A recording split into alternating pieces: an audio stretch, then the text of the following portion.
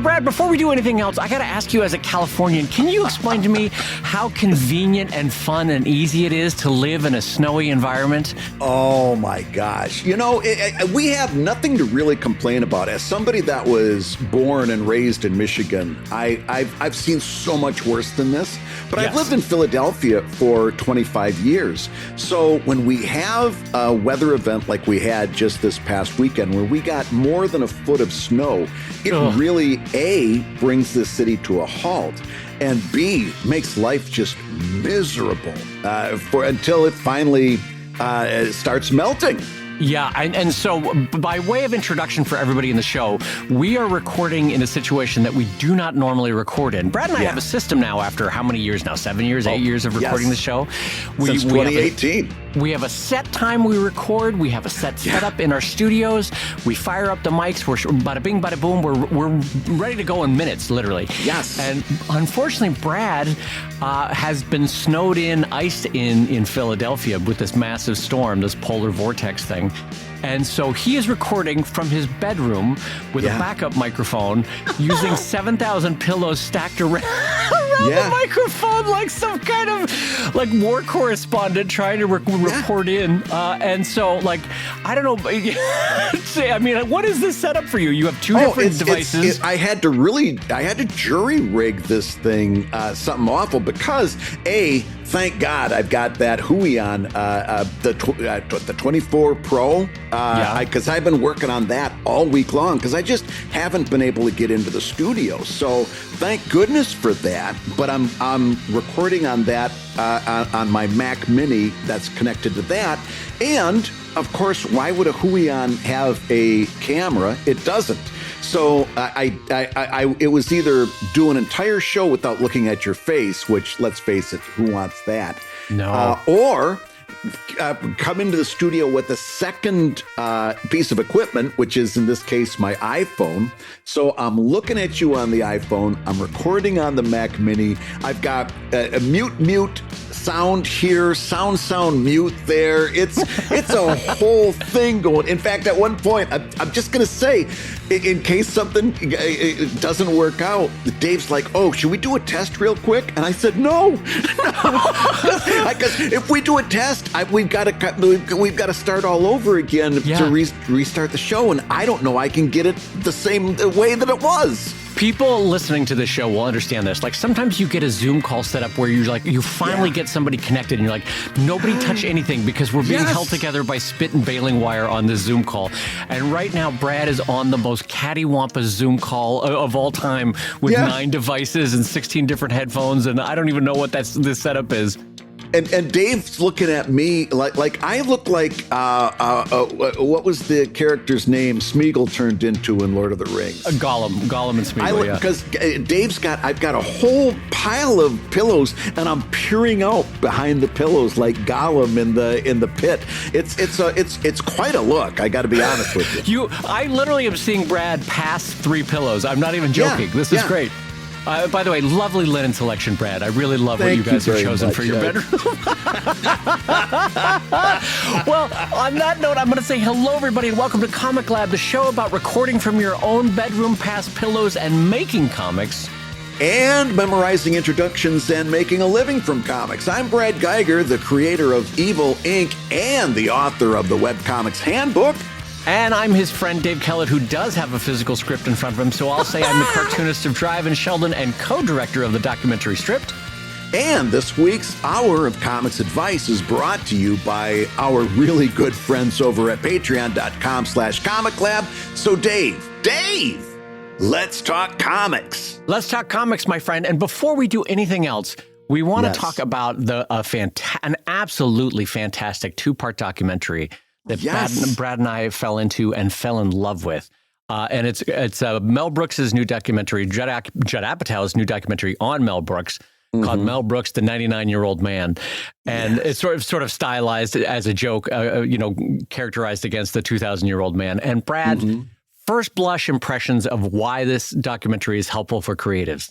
So I've got so much to say, and I will just say right up front, I haven't made it all the way through because there's like going to be episodes, I guess. I don't know how many episodes, but I only made it to the end of the first episode.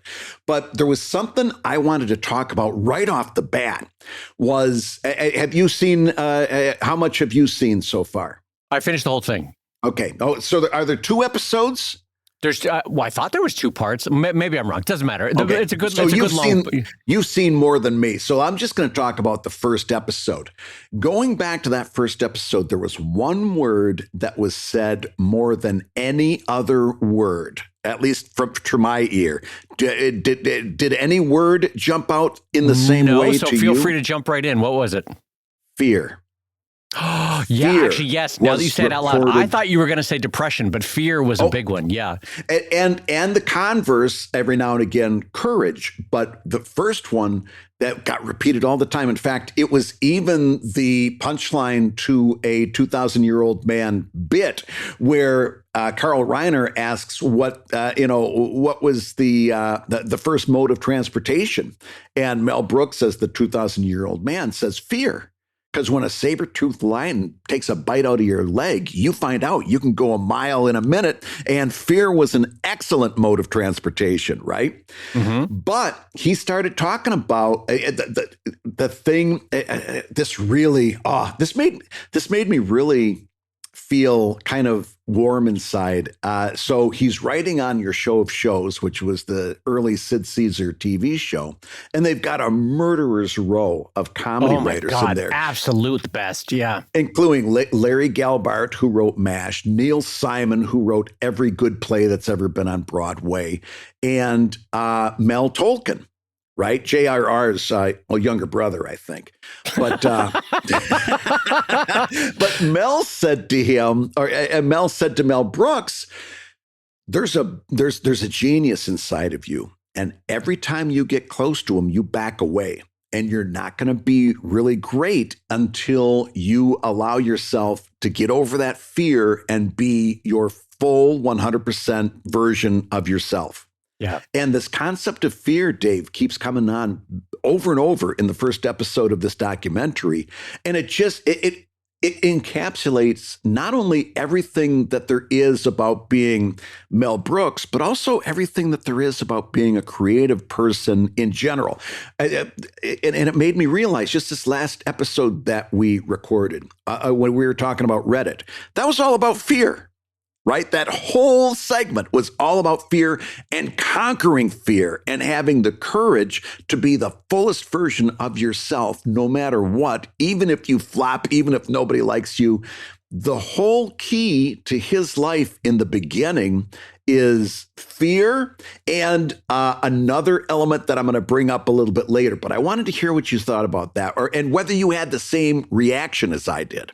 So my wife and I watched the documentary together, and both of us are creatives in very different fields. For those of you that don't know, I'm a cartoonist. She's a TV writer, producer, director, that kind of thing. But we both got such value out of it. And we were talking about fear. It's funny you should mention that as being the word that stood out for you, because to me and to the two of us, it very much felt like all of his career fears, all of his imposter syndrome fears, all of his insecurity fears were outweighed by the huge fear of what if I don't try my best? What if I don't give it my all? Do you know what I mean? Like ultimately what won out in his career is the fear of not taking your shot. You know what I mean? Yeah. Do you know what I mean by that? Like, yes, he had all these fears that all of us face, but his biggest fear was, just get me in the room. I got to get in there. Like if you put me in there, I got to take my shot, you know? Yeah. And again and again and again. But also, fear was there, depression was there, insecurity was there, overweening confidence was also there, unearned confidence, especially early on in his career, and also putting in the work in the way that like willing to be a busboy at a camp just for the chance that if one of the actors broke their legs, he who had memorized the whole play could jump in and do it. You know what I mean?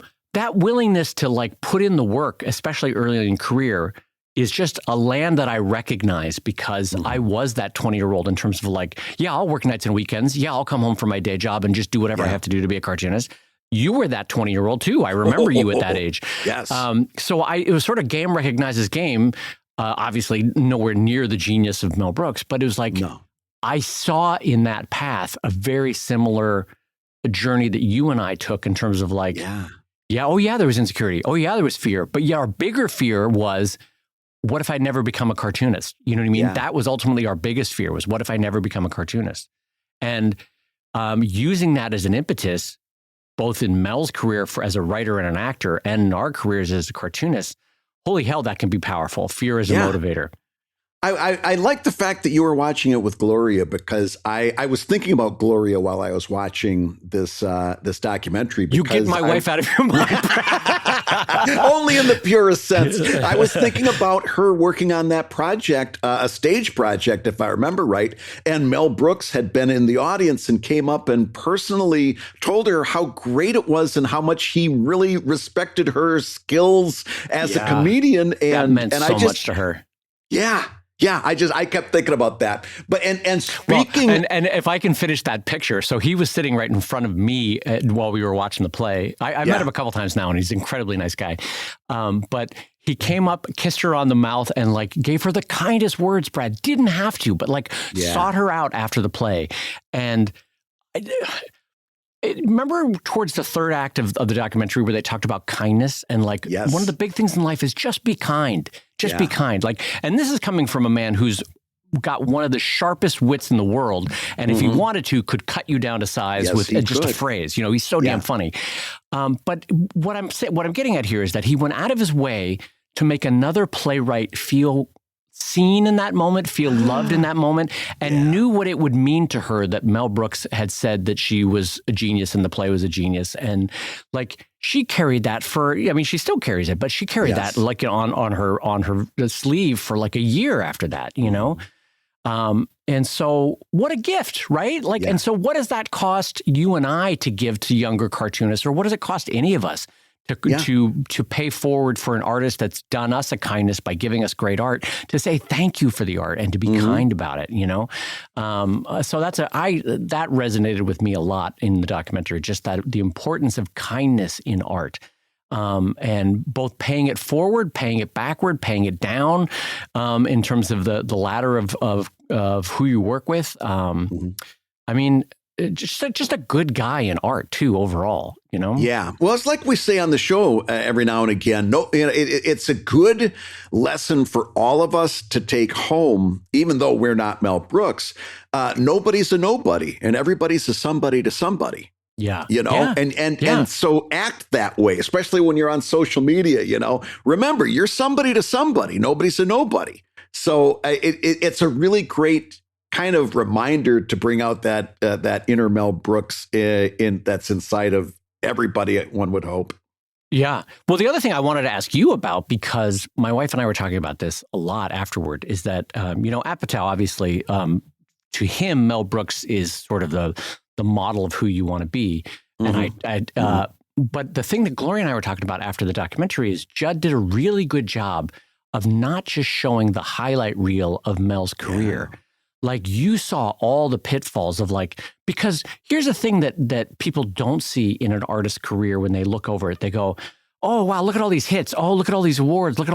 But you don't focus in on the 6 years where they had nothing produced, or they couldn't walk into a room and get a glass of water. Like, nobody would see them. No one would take a meeting. And like, Mel had those moments where he, in the wilderness, where there was no hits. No one was taking meetings with him, you know? Yeah. Couldn't get arrested. Yeah. In this way that you and I have talked about in the past, where you're only as good as the last thing you produced. He would go into spirals of depression for 2 years if the last thing that he produced didn't make money, or didn't get critically reviewed well.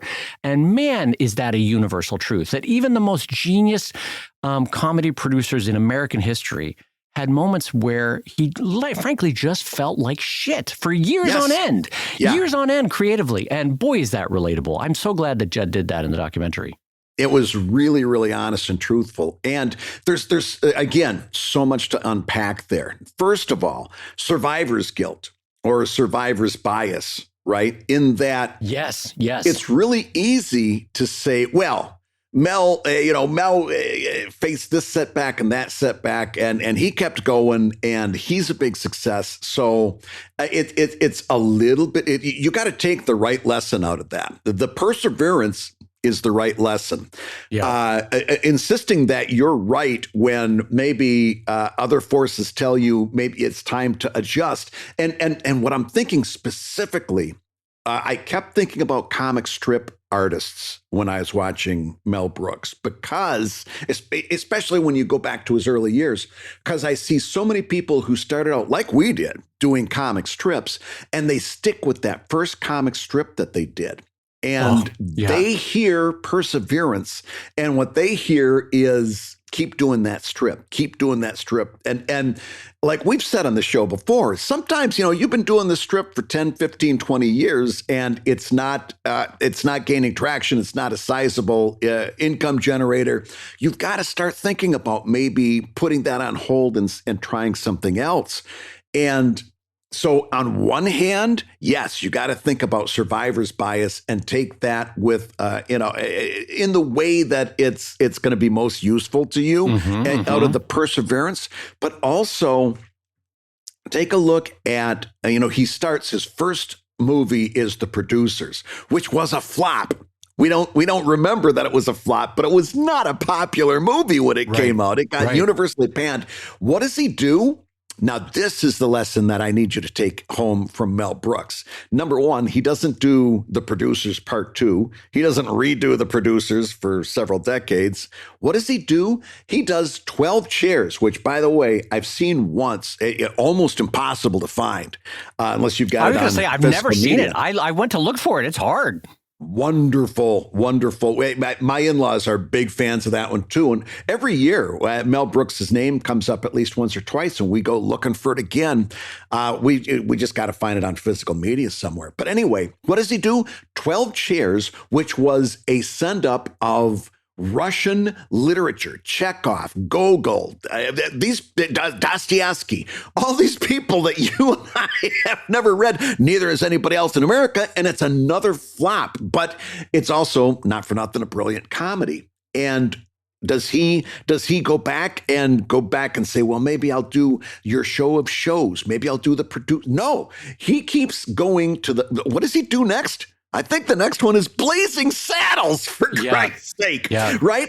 In other words, everyone was as authentically Mel Brooks as it could have possibly been. He did not get frightened. This is where he was fearless, in that he did not go back and say, well, I'm going to go back to what worked. No, he went from one project to the next, and each one was as bombastically, enthusiastically, genuinely Mel Brooks as the one before. The man did not back down.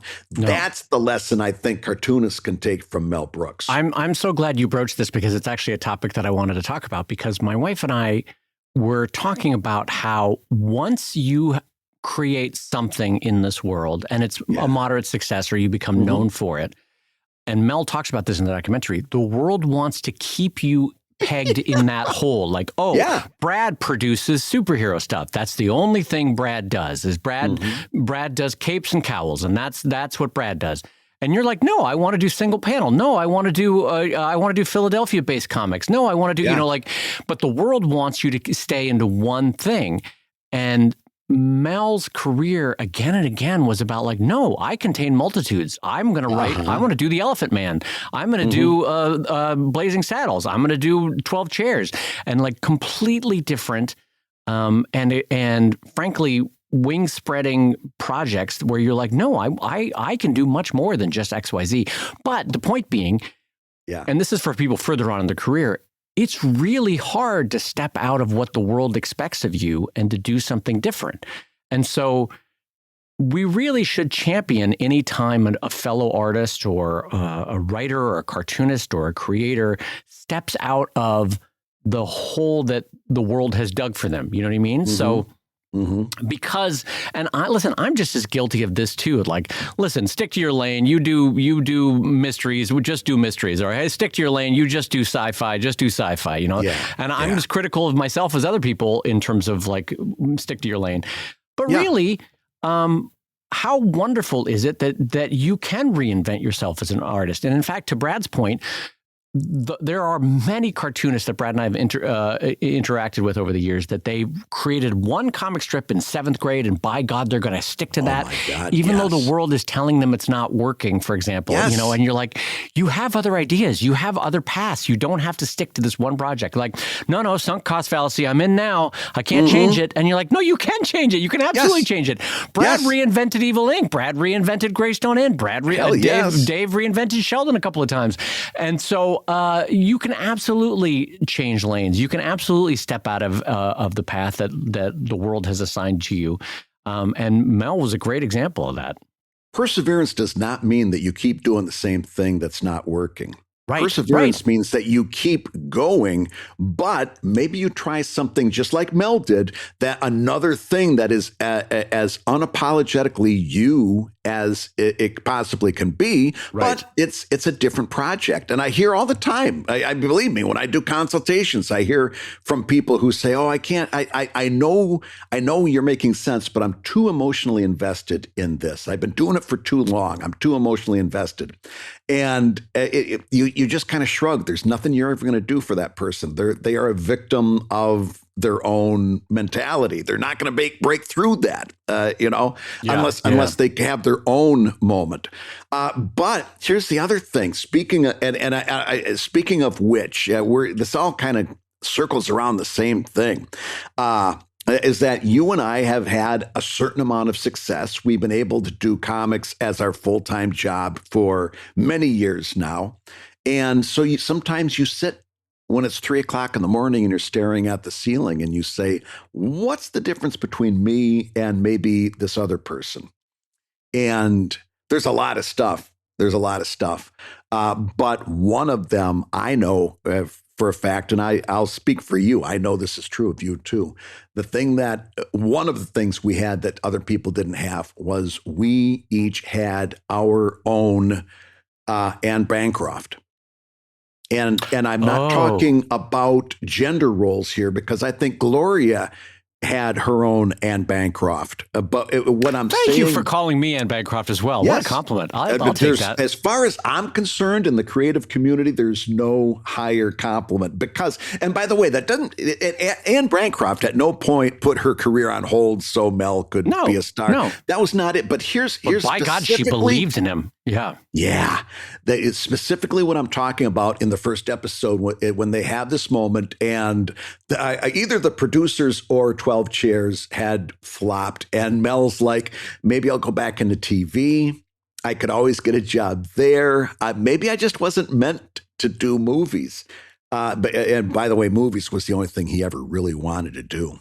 And Anne Bancroft, his wife at that point, looks him in the eye and said, like hell you will. You're going to keep doing movies. You are not going to quit. And she said, even more so, she said, if you do quit, I'll drop you like a stone. Right. And these two had one of those storybook romances where they fell in love at first sight, like a thunderbolt, but also passionate. Like they fought, but they also loved strongly. You know what I mean? Like they were both big feelers, I guess is one way to say it. You know? But I had that in my life. Carolyn has always been in my corner. Even when she had absolutely nothing to look at to say, well, maybe there's something here, right? In fact, she's very, honest. She doesn't read my comics, but she reads me like a book, and she knows this is what I need to do. And it's never been an issue. It's never been a question. And I know that you've had that as well. Oh, absolutely. Yeah. And not only has Gloria been a huge rock and an inspiration and a support system for me, but I'll be honest, you and I also have been wonderful supports for one another in the last decade. And that's where I really sparked on the dear, dear friendship that Mel Brooks had with Carl Reiner. Yeah. I mean, just in terms of genuine love and The Greeks had all those different definitions of love and how to define it. And theirs was just such a lovely, deep, abiding friendship, but a love as well between two guys that just supported each other and believed in one another and valued one another and held each other up. And I'm so grateful for the moments in my career that you have stopped me in my tracks and been like, no, you can do this. You've got this. You know how to do this. And I'm so grateful to you for that. And boy, find yourself somebody in this world like a Brad Geiger who can give you a pep talk when you need it, because it has been salvific for me. And it was so lovely to see that because you don't often see those friendships held up in artistic journeys. You know what I mean? Yeah. But they were there for each other, and they were lean years, man. And they believed in each other. They held each other up. They were supportive of each other. And I don't know. I found that really encouraging, the friendship between Carl Reiner and Mel Brooks. I was curious what you thought about those two. I had very much the same feelings that you had. Was like, oh, I'm glad that Mel found his Carl in the same way that, I found a Dave, for example, right? Yeah. It's the same, or it's just the same sort of thing, because we've been doing this show for so long together.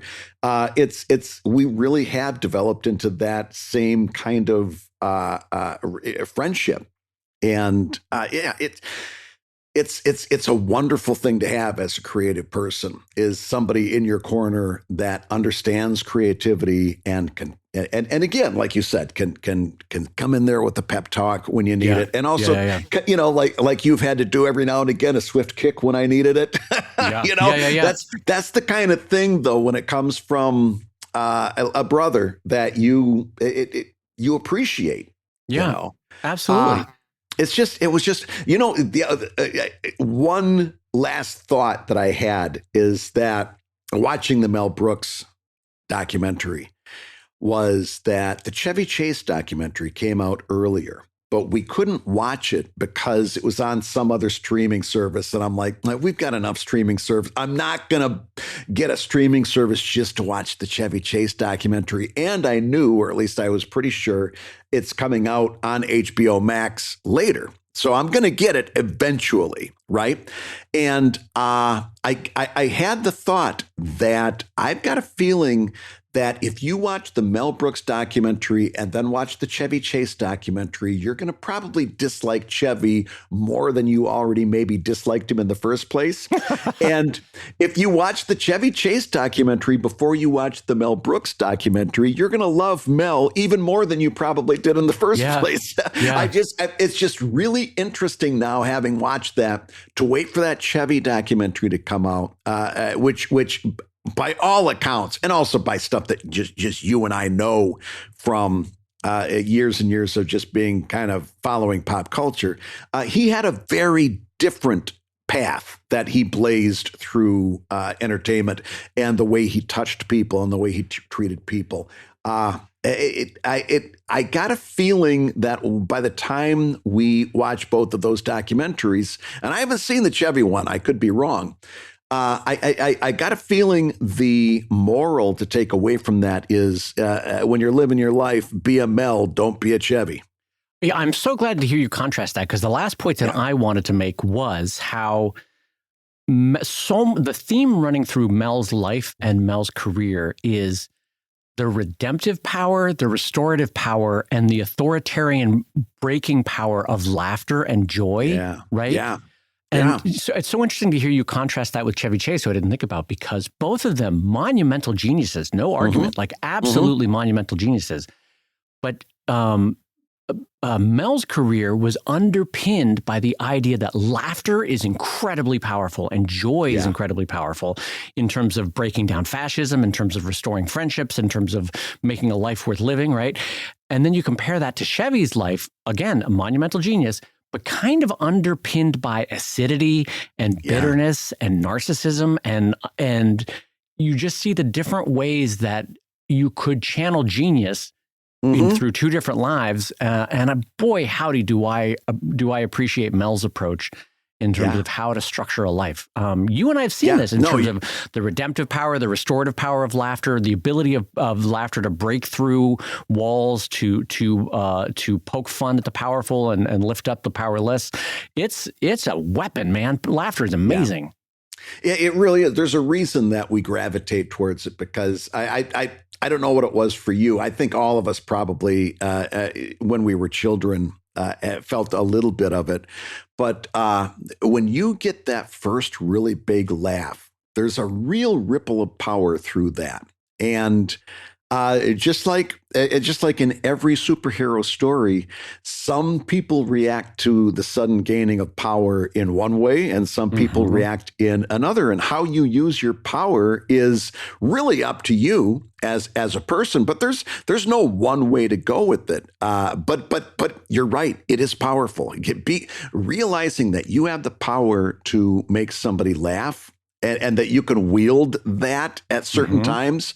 It really is. It really is kind of a power, and it's just a good reminder to use your power for good.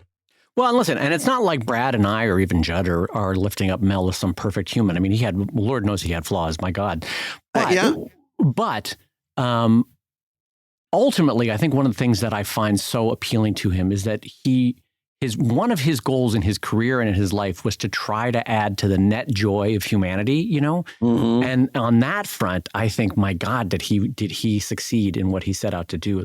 The amount of laughter, the amount of insight, the amount of improvement and joy that he added over the course of his career. And by the way, still working on it. Spaceballs 2 is coming out later this year or later next year. Yep. My niece was working on it in Australia, actually, a couple months ago. So that's cool. But yeah, so like an imperfect, Lord knows we're all imperfect, but what a life and what a career. And boy, what a documentary to watch. Really worth watching. Highly recommended. Hey, gang, if you're listening while you work, take a minute to stand and stretch. And while you're doing that, we'll tell you why you should join us on Patreon. Yeah, because when you do, you'll get hours and hours of podcasts that we've recorded just for backers. And exclusive Patreon posts that go even deeper on ComicLab topics. And you'll get access to our exclusive Discord server, a thriving community of professional cartoonists. So you can support the show you love and get tons of actionable resources for your own cartooning. And ho Nelly, if you want even more comics goodness in your life, check out the new drawing show that we're doing with our pal Kevin McShane over at wrongwayshow.com. That's wrongwayshow.com. In each episode, we'll show you how to draw your favorite cartoon characters the wrong way. Now, everybody, let's talk comics.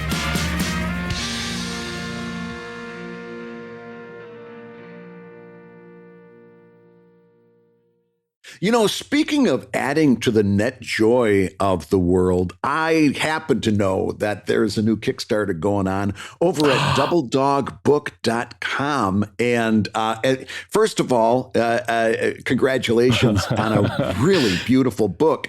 But I've got to compliment you. Not everybody does this well, especially in comics. Once again, you kind of set the bar for a really delightful what's the word? Purposeful. It does its job. It does what it needs to do. There's a word there. I'm talking about your video for the Kickstarter. Oh, thank you. Thank you. That video, we see so many the wrong way to do it kind of Kickstarter videos for comics, where it starts with a black screen, it slowly fades in, then you've got words up on the screen. It's like, you lost me in the first 3 minutes or 3 seconds there, dude.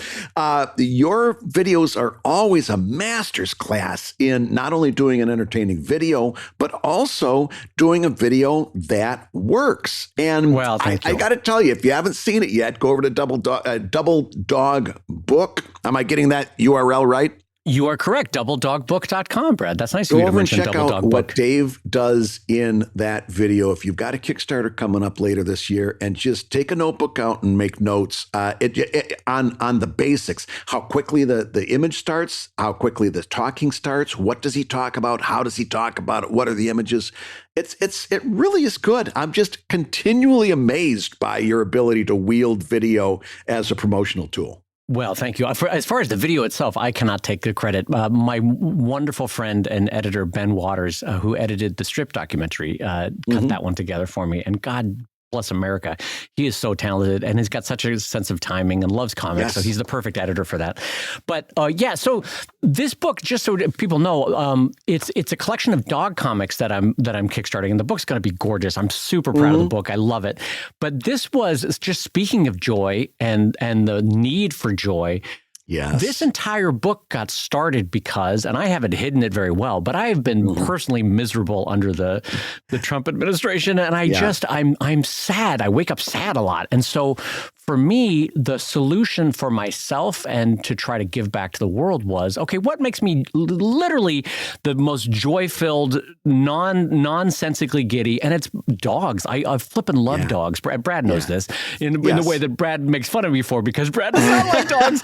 And so it's not that I don't like dogs. I just don't have dogs. Right. And listen, we all have the thing that brings us joy. But my thought was, last year, as we started to head towards darker times, I was like, what brings me joy? Dogs bring me joy. Then you know what? I'm just going to lean into it for a year and make a book of dog comics. And gosh darn it, it's been fun to make. And I've had such fun making these comics. They're among the best I've ever made. I love it so much. And the book is coming out beautiful.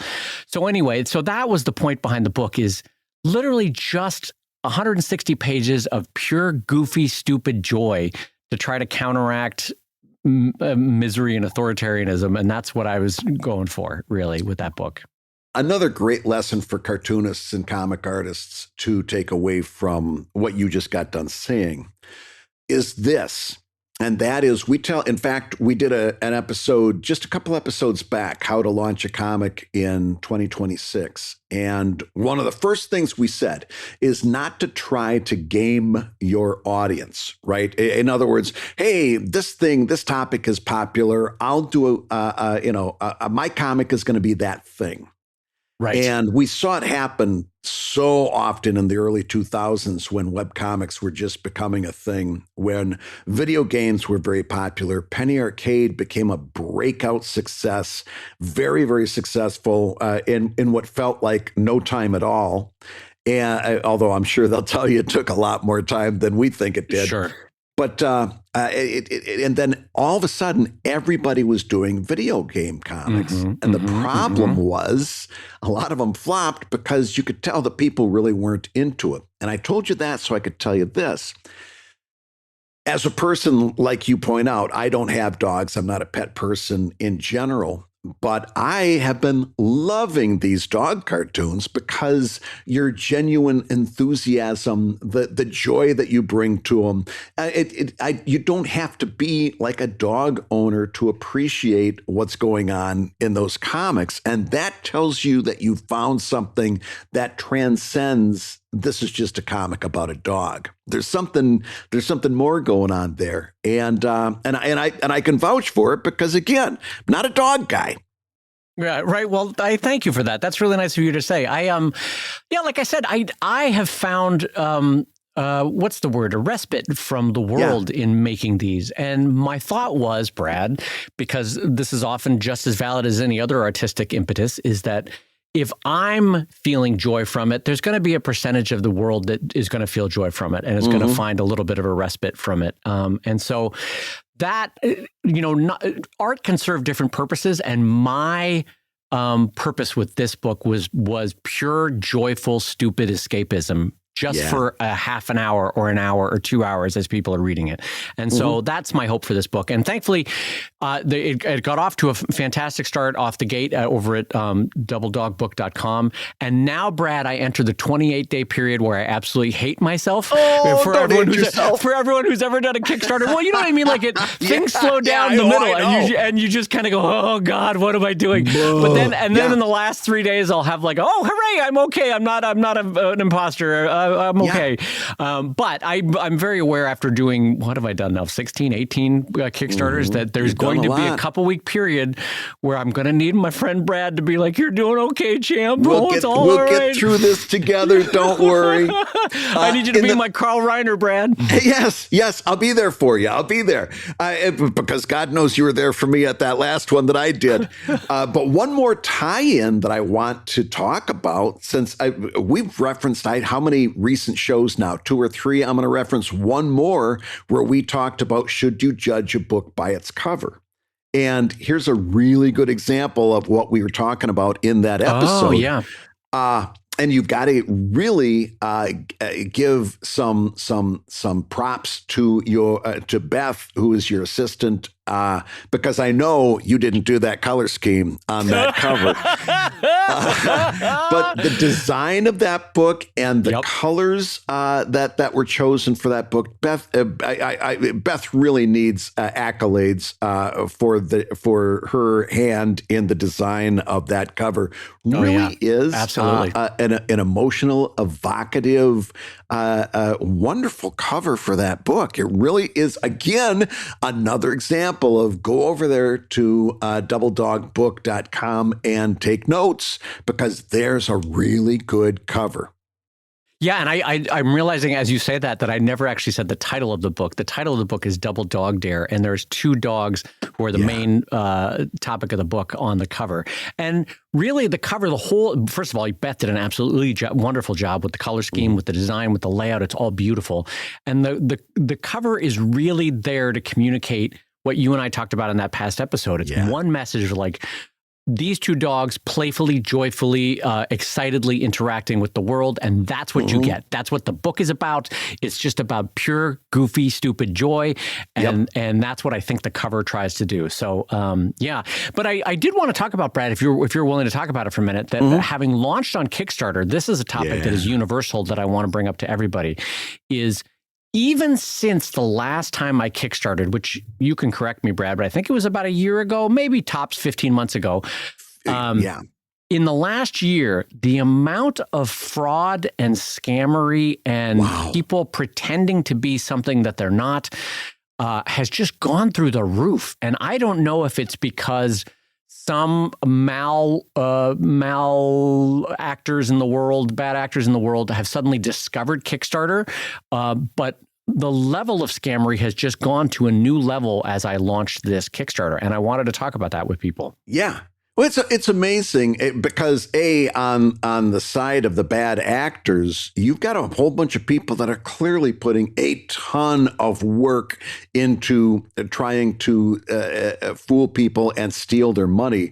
And you wonder, what kind of success could those people do if they took all of that work and skill and put it towards something honest? You know, I know. It's like that old George Costanza bit on Seinfeld where he goes through all this work so he doesn't have to go into work. It would actually be less work to go to work.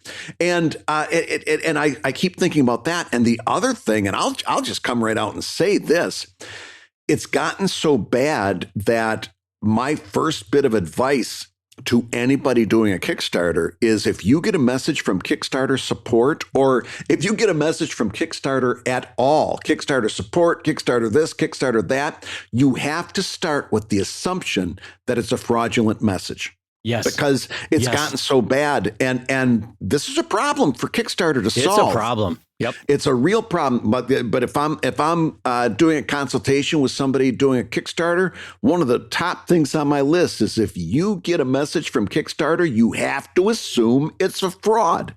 Yeah. So the thing, first of all, yes, Brad is 100% right. In fact, with a lot of communication, especially in the first week of your launching, because that's when it's just an inundation. It's just a wave of emails that come at you. Yes. In the first week of your Kickstarter, just assume that 99.99999% of those emails are some way a fraud or scamming or attempting to get you on some kind of phishing hook that they can reel you in on for something. None of these marketing companies do a damn thing. Don't go for them. No one is representing Kickstarter that's emailing you from a Gmail account. So this is, by the way, let's just jump into it. Yeah. I got at least 5 different emails from 5 different Gmail accounts. Yeah. So it's like kickstarter.support@gmail.com, kickstarter.creatoroutreach@gmail.com. You can imagine all the different ones. And all the graphics in the email, all the text in the email is legitimate Kickstarter stuff. Yeah. But then there's one key link that and if you need to follow up with us about this, click on this link and log in and we'll talk through. And it's like, oh. So, I mean, you see 1,000 different ways that these scammers are trying to fish you on this. But this is new. This, to me, was new. I did not have this in previous campaigns, as people pretending to be Kickstarter. Have you had this, Brad? Oh, absolutely. And you got to be double cautious, because it's one thing when they give you a link saying, hey, if you want more information, let us know. And it's obviously it's a phishing link. Here's one to also look out for. And that is, if you think that you got this message in error, click here. Yes. Right? Because that's also a phishing link, right? Yeah. You don't click nothing. You don't touch that thing. You get rid of it, trash it, do what you got to do, but you don't click nothing inside that email, because all of those links are suspect as far as I'm concerned. Listen, there's some good actors out there. BackerKit, I will vouch for personally. Be careful though, because there's a lot of BackerKit is so well known and is such a good service that there's a lot of people that make their name sound very close to BackerKit or look very similar. So be careful of that.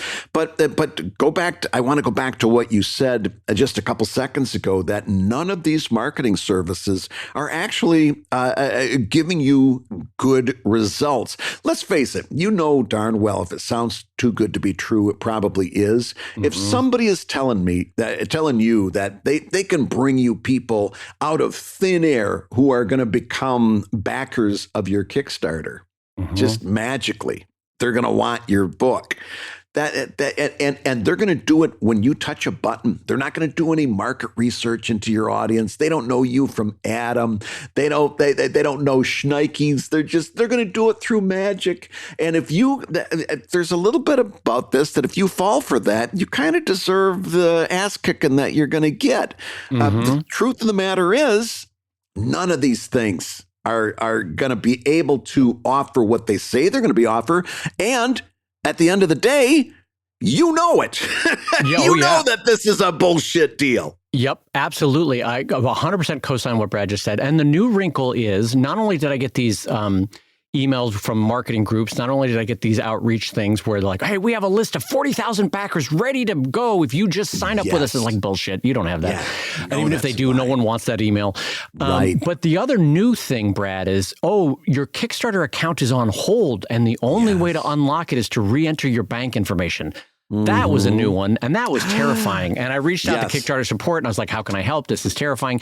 Because, Brad, I will be honest, I'm pretty internet savvy right at this point. And I told you this on the phone yesterday, for about 20 seconds, I went, oh shit, oh no, my account, oh no, my Kickstarter thing, oh no. And then I went, wait a minute, this is coming from a Gmail account. Wait a minute, why would they? No, it's still live. None of this is matching up. There's no messages on my account itself. Okay, hold on. So 20 seconds later, but imagine being a first-time Kickstarter user as a creator. Imagine being maybe an older Kickstarter user. You're 70 and you're launching a creative project for the first time, because I'm thinking of my dad or my aunts or uncles, And it just gets me mad because, God damn it, if there's a way for human beings to corrupt a system or to try to take advantage of it, humans will do it. And we've seen it with phone scams, we've seen it with email phishing scams, we've seen it, and now unfortunately it's just getting to a massive amount on Kickstarter. So I just want to bring it to everybody's awareness that this is happening. Oh, and I want to tell you about another scam way that they were doing it, Brad. This is also new.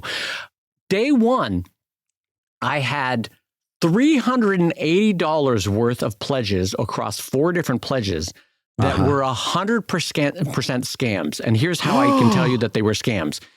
They would pledge. One of them was a pledge at my, $250 level, right? They pledge, and then they send this email that goes, and by the way, the English was just off a little bit, which was also a warning. Hey, I'm having a little trouble understanding the shipping for this. But I don't want to reach out through my Kickstarter account because Kickstarter has said there is fraud. So can you email me at this email address? And I was like, wait a minute, that's weird. What the hell is all this? Yeah. And then I intentionally went radio silent. I said, nope, no, this is false. This is a fake pledge. And sure enough, 24 hours later, they went away. But clearly what this was, hey, I'm a good faith actor. I've pledged to your campaign. Hey, can you email me? And then whatever phishing attempt was going to happen was going to happen. Mm-hmm. But you can see what the strategy is, Brad. Like, oh, I've given you money. Well, no, they haven't. Yeah. They've just pledged, which can easily be rescinded. Oh, I've given you money, Brad. Reach out to me. It's just a different way to get you to reach out so they can start the fish hook. That is sneaky. $380 worth of fake pledges disappeared within 24 hours because I didn't respond. So I just want to let people know about that too. Yeah, that's a really good one to have on your radar because that's one that I might have fallen for very easily, right? It's because the first thing you want, and the only thing is like, again, there's that one part that doesn't line up. It's like, wait a minute, you don't want to get in touch with me through Kickstarter because you're worried about fraud. But what are we doing right now? Yeah, Like, come on. There's nothing that's making sense about that. But just like way back Labor Day weekend on, I think it was 2018, probably the first year we were recording, I clicked on one of those links. It wasn't Kickstarter. It was somebody who made themselves look like my bank. And I immediately, it was one of those, I was like one of the, by the way, the worst thing you can do is read email first thing in the morning before you had your cup of coffee and you get a panic message like that. And it's like, oh my God, I got to get on top of that. You know, we're packing for Labor Day weekend. We got it. Right. And man, oh man, as soon as I clicked the link, it was like you had that voice in your head saying you're an idiot. What are you doing clicking that link? As soon as I clicked it, I knew it was the wrong thing to do. So it's just a good, number one, you know, even the best of us get fooled. Yep. And me. And number two, don't click any freaking links, especially first thing in the morning. Yeah, and so I'm not judging Brad because I have also been that guy that falls for a scam. And I will actually be eternally grateful for this. In my case, I was 22 years old and it was on the streets of London and I got fooled by a street scammer. And I don't know how much I lost, 20 pounds or whatever. But I'm so grateful, Brad, for having lost that 20 pounds because it taught me for the rest of my life. No, you can be an idiot as well. As smart as you are, you can be fooled. Don't think you're special. Brad doesn't think he's special. None of us are special. So the reason I'm mentioning all of this is for the first week of your Kickstarter campaign, go into it knowing Kickstarter's got your back. Any official channels, there's ways to reach out to them. You can always go out to official channels, but be wary for the first week, especially of all the inundation of emails, of all the fake pledges that might come your way, of all the emails and messages and phishing attempts that are going to come your way, because unfortunately, the scamming world has really cottoned on to, hey, there's money to be made clearly by reaching out to 10,000 Kickstarter creators so that, 100 of them fall for this. And clearly it happens because they're keeping at it. So, I'm sure it's very lucrative. So anyway, does it make me sad? Absolutely. Does it make me want to back away from Kickstarter? No, not at all. I'm just saying to you and to myself and to Brad, just be wary in that first week. Absolutely. Well, Dave, as we're coming down to the end of the show, let's just wrap it up with this thought.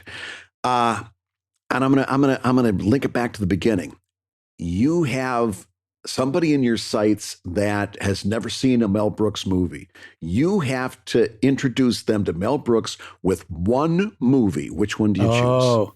I have always appreciated just the creative swing that is History of the World Part 1. Oh my God, yes. Because think about what that pitch was. We're going to jump around in history. There's no main through line. You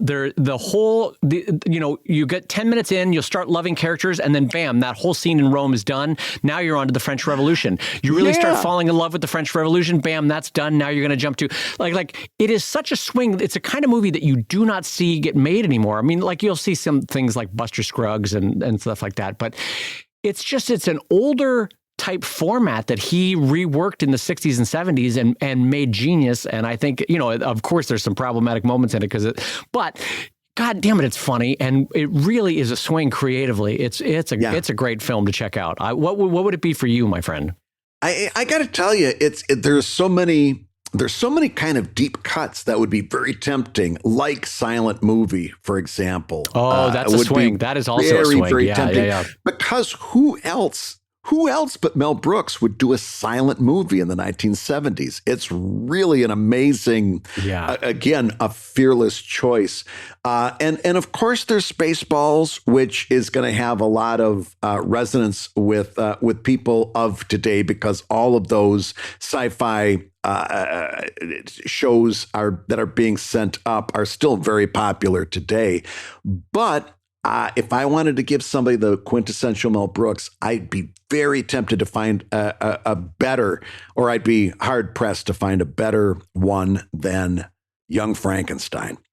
Really? Again, another big swing. It's a black and white movie made in the 1970s, right? Yeah. Nobody's doing a black and white movie. Nobody's doing black and white. Yep. It's a send up of some very, familiar tropes in terms of horror movies and vampires and Frankenstein and so forth. There's a lot of those tropes that are brought in, and also just some beautiful acting from Gene Wilder, Madeline Kahn, Peter Boyle playing the monster, and of course Marty Feldman. Which of the Martys was he? Feldman. No, yeah, Marty Feldman. Yep. It's one that I've shown it to, like, my kids, and my kids' friends have seen it through my kids. Just never fails to delight, that one. I think you're hard pressed to find a better one than those two that we listed. Although, can I tell you too? You can't go wrong. You can't go wrong. Throw a dart. You could do either. Although I will say, Men in Tights, Robin Hood Men in Tights is actually one of my least favorite movies of all time. Really? I appreciate that he tried it. Yeah. It's the only movie I've ever physically walked out of in the movie theater. I was like, I'm so bored and do not like this. Really? And I walked out. Yeah.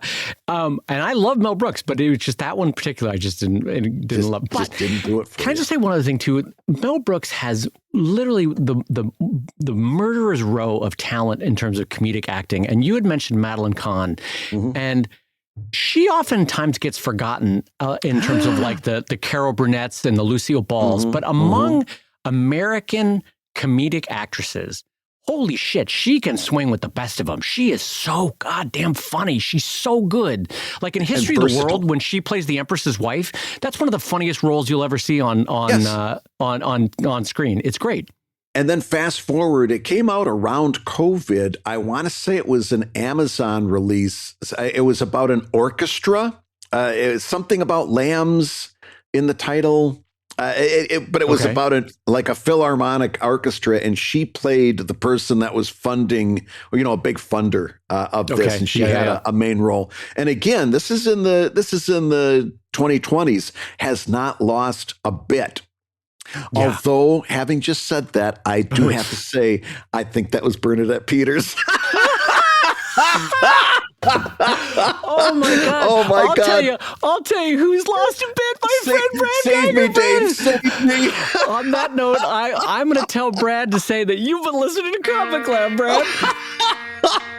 The show about making comics and making a living from comics. Your hosts have been my delightful friend Brad Guigar, who can't tell Bernadette Peters from Madeline Kahn. He's the editor. I've always had that problem. I listen, I'm no better. The editor of webcomics.com and the creator of Evil Inc. at evilcomic.com, and the co-host of the fantastic new drawing show over at wrongwayshow.com.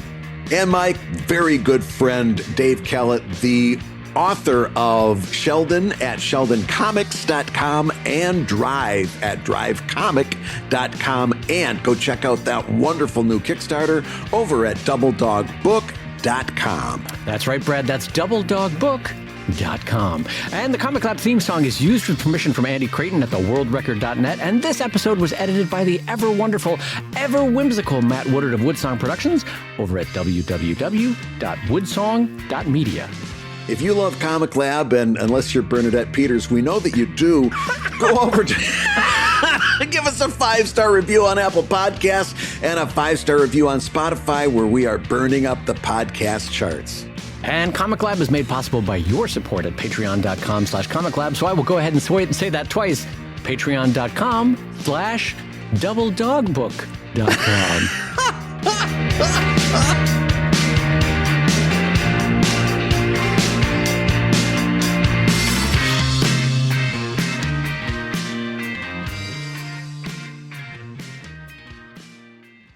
Dave, the only person madder at me than Madeline Kahn or Bernadette Peters has got to be Cloris Leachman, who didn't get mentioned at all during that whole glowing tribute to Young Frankenstein. I don't know which of these comedy greats that I am pissing off more than one of those three. But I'm telling you, I am not making friends on the show right now. I tell you what, if Brad's looking to piss off the trio of most talented comedic actresses in American history, he's doing great.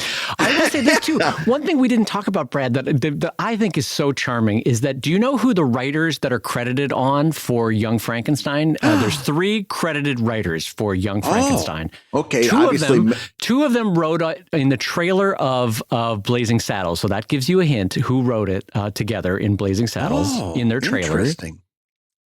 Okay, well, I don't remember their names, but go ahead, tell me what they are. So Mel Brooks and Gene Wilder co-wrote it in the trailer of working on Blazing Saddles, right? And so, yeah. But do you know who the third? And I find this so charming. The third credited writer is for Young Frankenstein. Who's the third credited writer? Mary Shelley, which I think is so great. They didn't have to. They didn't have to in a modern Hollywood setting, and they credited her as the third writer. And I think that's fantastic because, of course, she should be the credited writer for it.